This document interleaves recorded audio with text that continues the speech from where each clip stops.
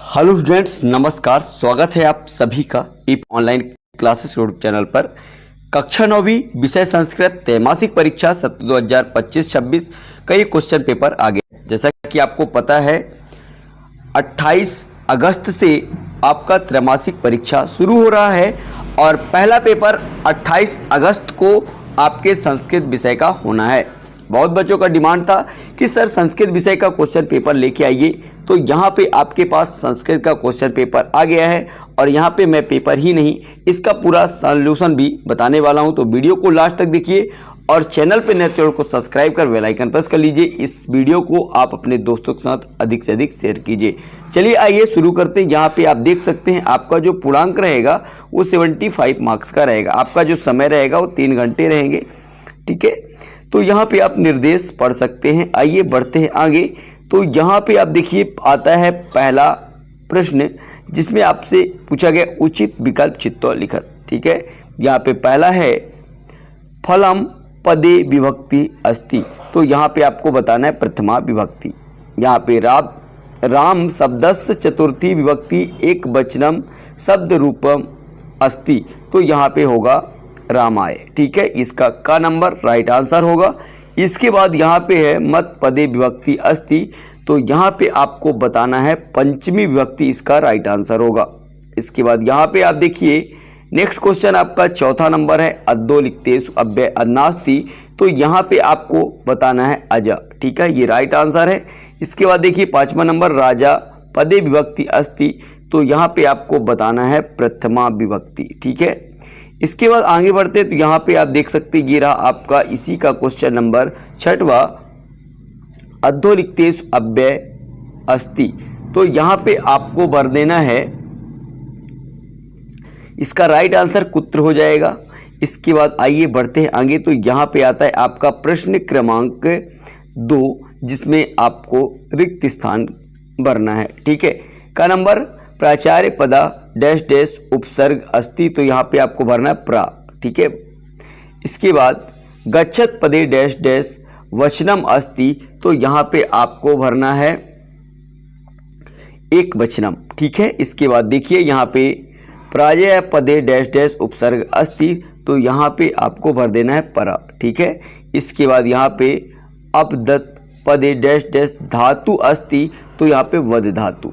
इसके बाद पियत वद पदे डैश डैश लकारा अस्ति विदित लकार। ठीक है, यहाँ पे पठामी पदे डैश डैश पुरुषा अस्ति। तो यहाँ पे आपको भरना है उत्तम पुरुष। ठीक है, इस तरह से ये आपका कंप्लीट होता है। इसके बाद आता है आपका प्रश्न क्रमांक 3 जिसमें आपसे सही जोड़ी पूछा गया है। यहाँ पे पितरों जिसका आंसर आपका हो जाएगा द्वंद्व समास। यहाँ पे देखिए आगे आपको मिल जाएगा। यहाँ पे देखिए द्वंद्व समास में आपको पहले नंबर को मिला देना है। इसके बाद यहाँ पे दूसरा नंबर क्या पूछा गया है गुण संधि। गुण संधि का हो जाएगा दीर्घ स्वर संधि। यहाँ पे आपको मिला देना है। ये रहा इसका दूसरे नंबर का राइट आंसर दीर्घ स्वर संधि। इसके बाद तीसरा है विद्यालय। विद्यालय का हो जाएगा बहुब्रीहि समास। यहाँ पे आपको मिल जाएगा ये रहा विद्यालय का बहुब्रीहि समास तीसरा नंबर। इसके बाद आगे देखिए यहाँ पे है पंचवटी। पंचवटी का आपका जो आंसर हो जाएगा द्विगु समास। यहाँ पे दिया हुआ है द्विगु समास। इत्यादि इत्यादि आपका हो जाएगा यण संधि। यहाँ पे आपको मिल जाएगा ये रहा इसका आंसर। ठीक है, इसके बाद आइए बढ़ते हैं आगे। तो यहाँ पे आता है पीताम्बर। ठीक है, तो पीताम्बर। इसके बाद आइए बढ़ते हैं आगे। यहाँ पे है आपका प्रश्न क्रमांक 4 अद्धो लिखित प्रश्न नाम उत्तराणी एक पदे लिखत। ठीक है, तो चलिए आइए इसका एक पद में आपको उत्तर देना है। तो यहाँ पे क्वेश्चन आप देख लीजिए, इसका आंसर मैं आपको आगे दिखा दूंगा। यहाँ पे ये है प्रश्न क्रमांक आपका 5वां ये रहा और इसके बाद ये है आपका प्रश्न क्रमांक 6। ये रहा आपका प्रश्न क्रमांक 7 और इसके बाद ये है 8 9। इन सभी क्वेश्चनों का आंसर मैं आपको आगे दिखा दूंगा। यहाँ पे ये रहा क्वेश्चन नंबर 10 और यहाँ पे देखिए ये रहा आपका प्रश्न क्रमांक 11 और ये है 12। ठीक है, आइए बढ़ते आगे। तो यहाँ पे है ये आपका प्रश्न क्रमांक 13 और इसके बाद ये है आपका प्रश्न क्रमांक 14। ठीक है, आगे बढ़ते हैं। तो ये रहा आपका प्रश्न क्रमांक 15 प्राचार्य को आपको प्रार्थना पत्र लिखना है अवकाश हेतु। ठीक है, ये रहा प्रश्न क्रमांक आपका 16।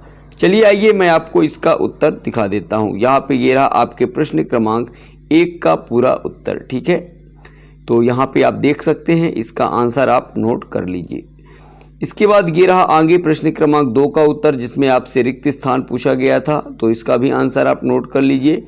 इसके बाद ये है प्रश्न क्रमांक 3 का पूरा उत्तर। ठीक है, ये भी आपका कंप्लीट होता है। इसके बाद आगे बढ़ते तो ये रहा प्रश्न क्रमांक 4 का उत्तर, यहाँ पे आप देख सकते हैं। और इसके बाद ये है प्रश्न क्रमांक 5, जिसका आंसर यहाँ पे लिखा गया है, तो आप इसको भी नोट कर लीजिए।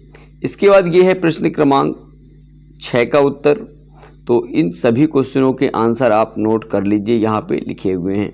ठीक है, चलिए इसके बाद बढ़ते आगे। ये है आपके प्रश्न क्रमांक 7 का उत्तर, तो यहाँ पे आप इसको भी नोट कर लीजिए, वीडियो को रोक के आप लिख सकते हैं। इसके बाद ये है प्रश्न क्रमांक 8, इसका भी आंसर आपको लिख लेना है। आपको यहाँ पे श्लोक लिखना था, तो ये रहा श्लोक। इसके बाद बढ़ते आगे, तो ये रहा प्रश्न क्रमांक 9 का उत्तर, यहाँ पे आपको भरना है।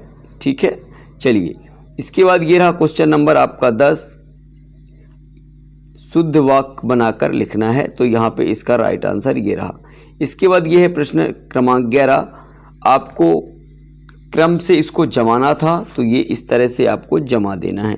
ठीक है, चलिए पहला दूसरे नंबर का होगा, फिर तीसरा, फिर पहला। ठीक है, इस तरह से आपको क्रम से जमा देना है। ये रहा प्रश्न क्रमांक 12 का उत्तर, तो यहाँ पे देखिए इन सभी क्वेश्चनों के आंसर लिखना है। इसके बाद ये है आपका प्रश्न क्रमांक 13 और ये है आपका प्रश्न क्रमांक 14। ठीक है, तो यहाँ पे देख सकते हैं कि प्रश्न क्रमांक 14 का उत्तर है।